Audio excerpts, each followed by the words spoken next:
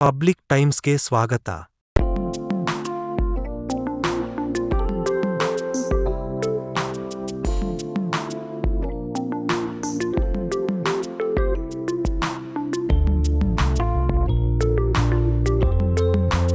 ರೈತ ಸಂಘದ ನಾಮಫಲಕ ಅನಾವರಣ.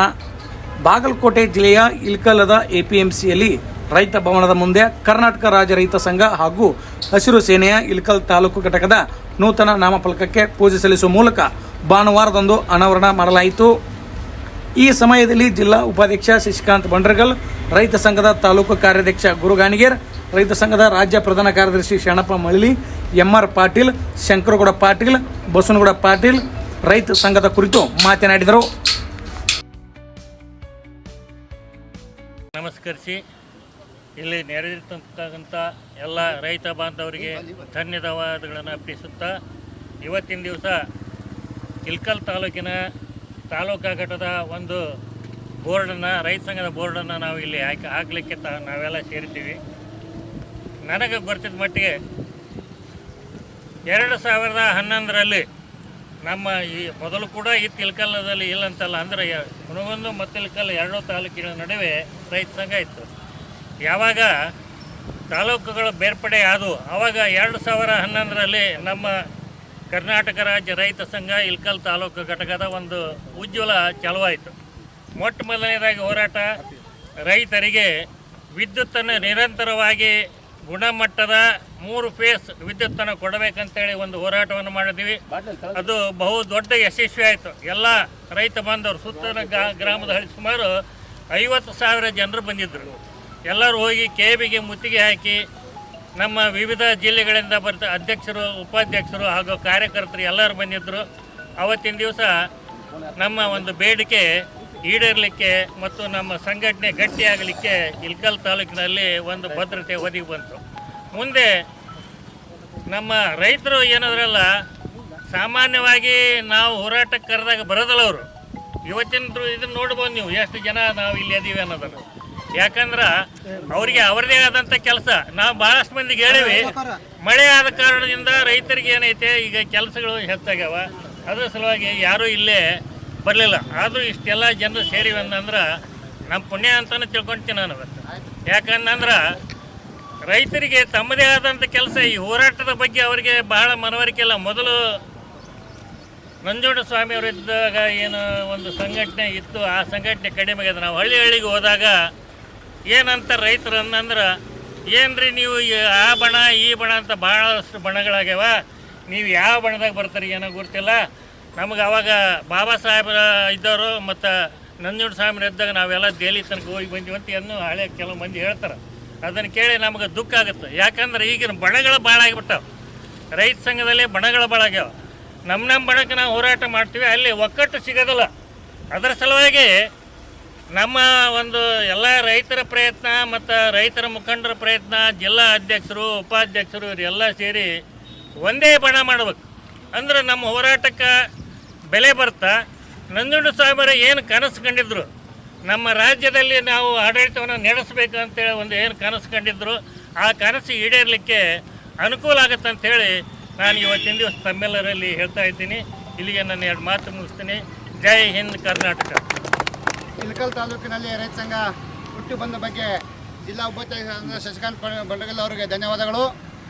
ಈಗ ಸಂಘಟನೆ ಬಗ್ಗೆ ಅಂದರೆ ರೈತರ ಸಂಘಟನೆ ಯಾಕೆ ಕಟ್ಟಬೇಕು, ಏನು ಕಟ್ಟಬೇಕು ಅನ್ನೋದ್ರ ಬಗ್ಗೆ ನಮ್ಮ ರಾಯಚೂರು ಜಿಲ್ಲೆಯ ಅಧ್ಯಕ್ಷರಾದಂಥ ಶರಣಪ್ಪಣ್ಣ ಮಳಿಲಿ ಅವರು ಈ ರೈತರನ್ನು ಉದ್ದೇಶಿಸಿ ಮಾತನಾಡಬೇಕು ಸಂಘಟನೆ ಕುರಿತು.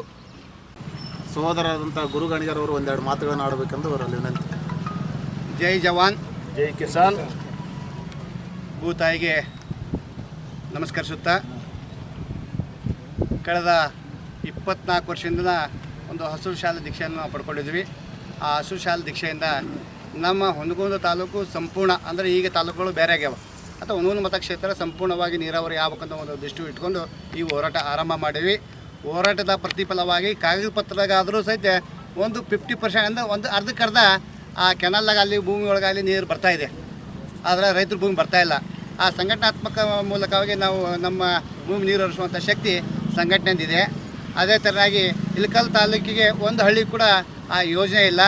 ಅದು ಕೂಡ ನಮ್ಮ ಕರ್ನಾಟಕ ರಾಜ್ಯ ರೈತ ಸಂಘ ಯಾಕಂದ್ರೆ ಒಂದು ಬ್ಯಾನರ್ ಬೇಕೇ. ಯಾಕಂದರೆ ಹೋರಾಟದ ಒಂದು ಮುಂಚೂಣಿಯಲ್ಲಿ ಇರ್ತಕ್ಕಂಥ ಇಳಕಲ್ ಮಹಾಂತ ಶ್ರೀಗಳು ಈ ಭಾಗದಲ್ಲಿ ಇರ್ತಕ್ಕಂಥ 5 ಮಠಾಧೀಶರ ನೇತೃತ್ವದಲ್ಲಿ ಹೋರಾಟ ಇತ್ತು. ಯಾಕಂದರೆ ಮಠಾಧೀಶರು ಆಶೀರ್ವಾದ ಮಾಡ್ತಾರೆ, ಬೀದಿಗೆ ಇಳಿದು ಸ್ವಲ್ಪ ಹೋರಾಟ ಮಾಡ್ಬೇಕಾದ್ರೆ ಹಿಂದೆ ಮುಂದೆ ನೋಡ್ತಾರೆ. ಯಾಕಂದ್ರೆ ಅವ್ರ ಮಠಾಧೀಶರ ತಮ್ಮ ಜೋಳಿಗೆಗೆ ರೊಕ್ಕ ಕೊಟ್ಕೊಂಡು ನಮ್ಗೆ ಹೋರಾಟಕ್ಕೆ ಹಚ್ಚಿದ್ದಾರೆ. ಆದ್ರೆ ಏನು ಸಮಾಧಾನಪ್ಪ ಅಂದ್ರೆ ನಮ್ಮ ಭಾಗದ ಕಾಗದ ಪತ್ರಕ್ಕಾದರೂ ನೀರಾವರಿ ಆಗ್ಯದ, ಇಳಕಲ್ ತಾಲೂಕಿಗೆ ಇಲ್ಲ. ಆದರೆ ಈ ಇಳಕಲ್ ತಾಲೂಕು ನೀರಾವರಿ ಆಗ್ಬೇಕಾದ್ರೆ ನಾವು ಎಲ್ಲರೂ ಒಗ್ಗಟ್ಟಿಂದ ಹೋರಾಟ ಮಾಡಿದಾಗ ಮಾತ್ರ ಸಾಧ್ಯತೆ ಐತಿ.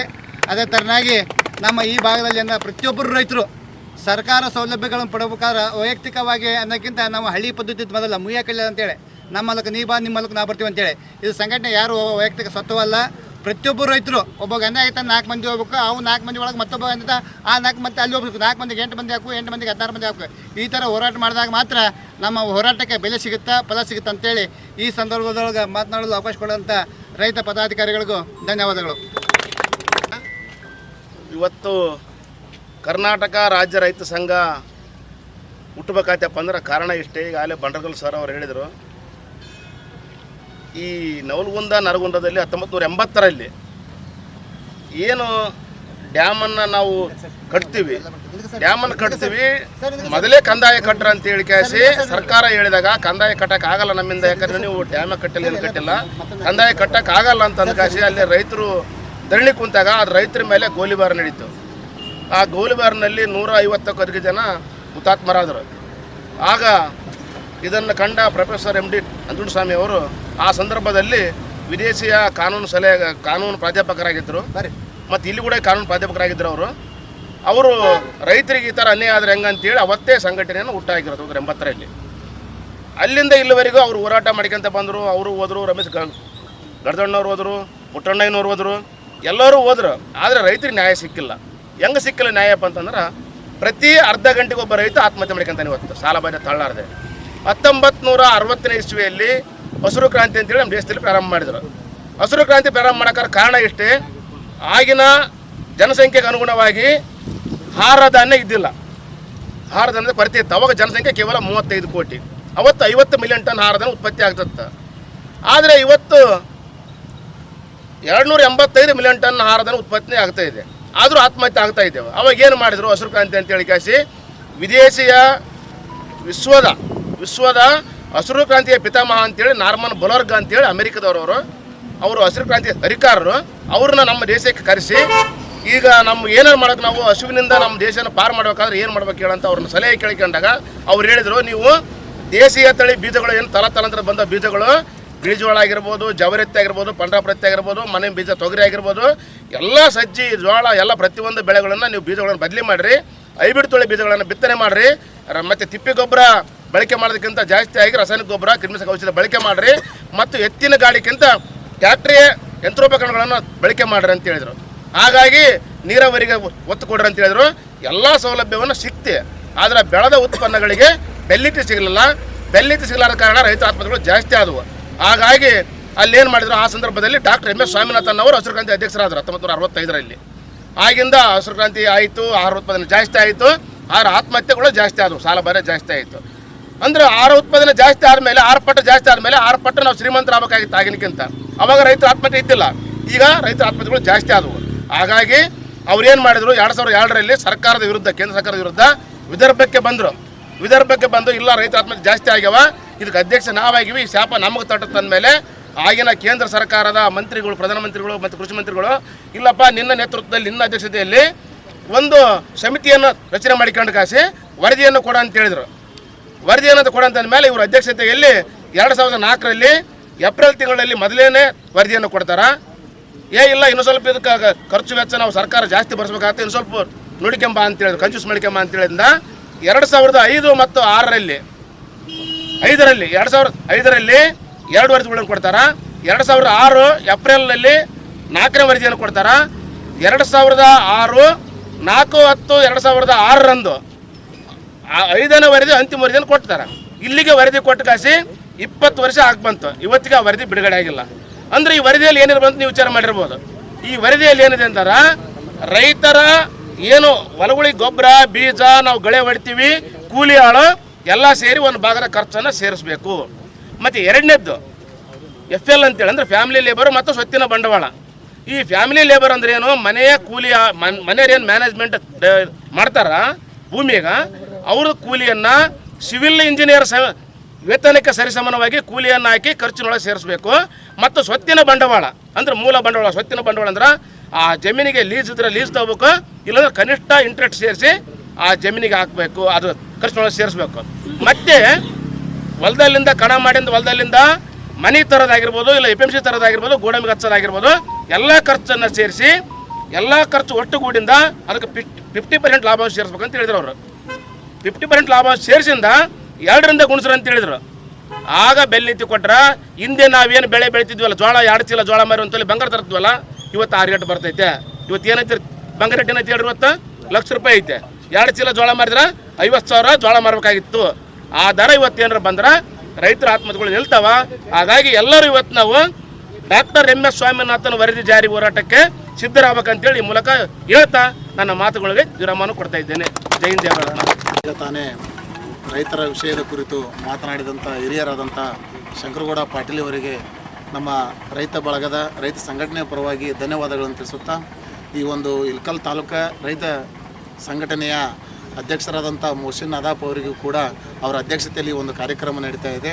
ಅದೇ ರೀತಿ ಕೃಷಿಕ ಸಮಾಜದ ಜಿಲ್ಲಾ ಪ್ರಧಾನ ಕಾರ್ಯದರ್ಶಿಗಳಾದಂತಹ ನಮ್ಮ ಆತ್ಮೀಯರಾದಂಥ ಸಿದ್ದು ಗಂಟಿಯವರ ಒಂದು ಸಹಕಾರದೊಂದಿಗೆ ಈ ಒಂದು ಕಾರ್ಯಕ್ರಮ ನಮ್ಮೆಲ್ಲ ಇಳಕಲ್, ಹುನಗುಂದ್, ರಾಯಚೂರು, ಕೊಪ್ಪಳ ವಿವಿಧ ಜಿಲ್ಲೆಗಳಿಂದ ಎಲ್ಲ ರೈತ ಸಂಘಟನೆಗಳ ಮುಖಂಡರು, ರೈತರು ಎಲ್ಲರೂ ಕೂಡ ಇಲ್ಲಿ ಆಗಮಿಸಿದ್ದಾರೆ.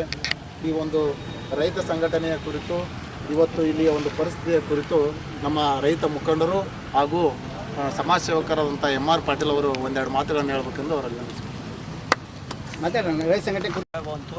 ಧರ್ಮವು ರಕ್ಷಿತಾಂ. ಇಂದು ಜುಲೈ 21 ರೈತರ ಹುತಾತ್ಮ ರೈತ ಹುತಾತ್ಮ ದಿನಾಚರಣೆ ಅಂಗವಾಗಿ ಇಂದು ನಾವೇನಂದ್ರೆ ನಮ್ಮ ಕರ್ನಾಟಕ ರಾಜ್ಯ ರೈತ ಸಂಘ, ಹಸಿರು ಸೇನೆ ಒಂದೆಲ್ಲ ನಮ್ಮ ರೈತರು ಒಕ್ಕಟ್ಟಾಗಿ ಈ ನಮ್ಮ ಇಳಕಲ್ ತಾಲೂಕಾಗಿಂದ ಒಂದು ಬೋರ್ಡ್ ಇಲ್ಲ, ಬೋರ್ಡ್ ಹಾಕಂತೇಳಿ ಎಲ್ಲರೂ ನಿರ್ಧಾರ ಮಾಡಿದಾಗ ನಾವೆಲ್ಲ ಏನು ಮಾಡಿದ್ವಿ, ವರ್ತಕರು ಜಾಸ್ತಿ ಏನಂದ್ರೆ ನಮ್ಮ APMCಯಲ್ಲಿ ಇಲ್ಲಿ ಬರ್ತಾರಲ್ಲ, ಅದಕ್ಕೆ ಇಲ್ಲೇ ಒಂದು ಬೋರ್ಡ್ ಹಾಕಂತೇಳಿ ಎಲ್ಲರೂ ನಿರ್ಧಾರ ಮಾಡಿ ಇಲ್ಲಿ ಏನಂತ ಒಂದು ಬೋರ್ಡ್ ಹಾಕಿದ್ವಿ. ಅದಾಗಿ ಈಗಾಗಲೇ ನಮ್ಮ ರೈತ ಸಂಘಟನೆ ಬಗ್ಗೆ ಆಗಿರ್ಬೋದು, ರೈತರು ಯಾವ ರೀತಿ ಇಂದ ಒಂದು ಸಜ್ಜಿ ಬರ ಅಂತ ಇತ್ತು, ಸಜ್ಜಿ ಬರದಂಥ ಸಂದರ್ಭದಲ್ಲಿ ಅವಾಗ ತಿನ್ನೋಕೆ ಊಟ ಇರ್ತಿರ್ಲಿಲ್ಲ. ಈಗ ಯಾರಾದ್ರೂ ನೋಡಿರ್ಲಿಕ್ಕಿಲ್ಲ. ಅಂಥ ಸಂದರ್ಭದಲ್ಲಿ ಅವಾಗ ಊಟಕ್ಕೂ ಗತಿ ಇರಲಿಲ್ಲ, ಅಂಥ ಬೆಳೆ ಇರ್ತಿದ್ದಿಲ್ಲ.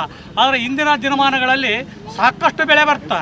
ಆದರೆ ಅದಕ್ಕೇನಂತೆ ಅದಕ್ಕೆ ತಕ್ಕಂತೆ ಏನಂದ್ರೆ ರೈತರಿಗೆ ಬೆಲೆ ಸಿಗೋಲ್ಲ. ಈಗಾಗಲೇ ಪಾಟೀಲ್ರು ಹೇಳಿದರು, ಇವರು ಹೇಳಿದರು, ನಮ್ಮ ಎಲ್ಲ ಬೇಡಿಕೆ ಏನಂದ್ರೆ ಅದಕ್ಕೆ ಬೆಲೆನೇ ಇಲ್ದಂತ ಆಗೈತೆ. ಅದಕ್ಕೆ ಏನಂದ್ರೆ ಬೆಲೆ ಸಿಗಬೇಕು, ಒಂದು ನಿಗದಿತವಾದಂಥ ಒಂದು ದರ ಮಾಡಬೇಕು ಅಂತ ಹೇಳಿ ಈ ಹೇಳಿರ್ತಕ್ಕಂಥ ಎಲ್ಲರಿಗೂ ನಮ್ಮ ರೈತ ಸಂಘಟನೆ ಪರವಾಗಿ ಇಲ್ಲಿ ಸೇರಿರ್ತಕ್ಕಂಥ ಎಲ್ಲರಿಗೂ ನಾನು ಏನಂದರೆ ವಂದಿಸುತ್ತಾ 4 ಮಾತುಗಳನ್ನು ಹೇಳಿ ನಾನು 4 ಮಾತುಗಳು ವಿರಾಮ ಹೇಳ್ತೇನೆ. ಜೈ ಹಿಂದ್, ಜೈ ಕರ್ನಾಟಕ. ಬಸನಗೌಡ ಅವರು ಒಂದೆರಡು ಮಾತುಗಳನ್ನು ಆಡಬೇಕೆಂದು ವಿನಂತಿ. ನಮಸ್ಕಾರ. ರೈತ ಸಂಘಟನೆಯ ಬಗ್ಗೆ ನಮ್ಮ ಹಿರಿಯರು ಎಲ್ಲರೂ ಹೇಳಿದ್ದಾರೆ. ರೈತ ಸಂಘಟನೆಯಪ್ಪ ಅಂದ್ರೆ ಕೇವಲ ಏನಂತ ತಿಳ್ಕೊಂಬಿಟ್ರೆ ಹೋರಾಟ ಅಂತ ತಿಳ್ಕೊಂಬಿಟ್ರೆ, ನಮ್ಮ ರೈತ ಸಂಘಟನೆಯಲ್ಲಿ ಹೋರಾಟದ ಜೊತೆಗೆ ಕೃಷಿಯನ್ನು ಕೂಡ ನಾವು ಸಂಘಟನೆಯಲ್ಲಿ ಹಿರಿಯರು ಕಲಿಸಿಕೊಡ್ತಾರೆ. ನಾವು ರೈತರೆಲ್ಲರೂ ಹೆಚ್ಚಿನ ಪ್ರಮಾಣದಲ್ಲಿ ಸಂಘಟನೆ ಆಗಬೇಕು. ನಾವು ರೈತರು ಸಂಘಟನೆ ಆಗೋದ್ರಿಂದ ಈ ವರ್ಷ ಈ ಭಾಗದ ರೈತರು ಏನು ಬೆಳೆದ್ರು, ಆ ಭಾಗದ ರೈತರು ಏನು ಬೆಳೆದ್ರು ಅಂತಂದೇಳಿ ಒಬ್ರಿಗೊಬ್ಬರು ನಾವು ಜಮೀನಿಗೆ ಹೋಗಿ ನೋಡ್ಕೊಂಡು ಬರೋದ್ರಿಂದ ನಮಗೆ ಇನ್ನೂ ಹೆಚ್ಚಿನ ಬೆಳೆ ತೆಗೆದುಕೊಳ್ಳೋಕೆ ಅದರಿಂದ ನಮಗೆ ಅನುಕೂಲ ಆಗುತ್ತೆ. ರೈತರಿಗೆ ಏನು ಮಾಡಕತ್ತೀವಪ್ಪ ಅಂದ್ರೆ ಇತ್ತಿತ್ತಾಗ ತೊಗರಿ, ಹತ್ತಿ ಈ ಥರ ಬೆಳೆಯನ್ನು ಬೆಳಿತೀವಿ. ಹಿಂದಕ್ಕೆಲ್ಲ ಬೇರೆಯವ್ರು ಏನು ಮಾಡ್ತಿದ್ರು, ಅದ್ರೊಳಗೆ ಅಂತರ ಬೆಳೆಯನ್ನು ಬೆಳ್ಕೊಳ್ತಾ ಇದ್ರು. ಹೆಸರು, ತೊಗರಿ ಜೊತೆ ಹೆಸರು, ಹೀಗೆ ಹಲವಾರು ಬೆಳೆಗಳನ್ನ ಅಕಡಿ ಕಾಳುಗಳು ಅಂತೇಳಿ ಬೆಳ್ಕೊಳ್ತಿದ್ರು. ಇವತ್ತು ಹೈಬ್ರಿಡ್ ಕಾಲ ಬಂದು ಹೈಬ್ರಿಡ್ ತೊಗರಿಯನ್ನು ಹಾಕೊಂತೀವಿ, ಹೈಬ್ರಿಡ್ ಹತ್ತಿಯನ್ನು ಹಾಕೊಂತೀವಿ ಅಂತಂದೇಳಿ ಬೇಸರ ಬೆಳೆಯನ್ನು ಬಿಟ್ಬಿಟ್ಟಿದ್ದೀವಿ. ಈಗ ನಮ್ಗೆ ಲಾಸ್ ಆಯ್ತು ಅಂತ ತಿಳ್ಕೊತೀವಿ. ನಮ್ಗೆ ಅಂತರ ಬೆಳೆ ಮಾಡೋದ್ರಿಂದ ಏನಾಗುತ್ತಪ್ಪ ಅಂತಂದ್ರೆ ಒಂದು ಬೆಳೆ ಎಲ್ಲ ಹೋದ್ರೆ ಇನ್ನೊಂದು ಬೆಳೆ ಬರ್ತೈತೆ ನಮ್ಗೆ. ಇನ್ನೂ ಒಂದು ಈ ರೀತಿ ಹೆಚ್ಚಿನ ಸಂಘಟನೆ ಆಗೋದ್ರಿಂದ ನಾವೆಲ್ಲ ರೈತರು ಕೂಡ ಕೃಷಿ ಬಗ್ಗೆ ಕೂಡ ಚರ್ಚೆ ಮಾಡಿ ಕೃಷಿಯನ್ನು ಮುಂದೆ ತರೋಕೆ ಹೆಚ್ಚಿನ ಅನುಕೂಲ ಆಗುತ್ತೆ ಅಂತೇಳಿ ಈ ಮುಖಾಂತರ ಹೇಳ್ತೀನಿ. ಧನ್ಯವಾದಗಳು.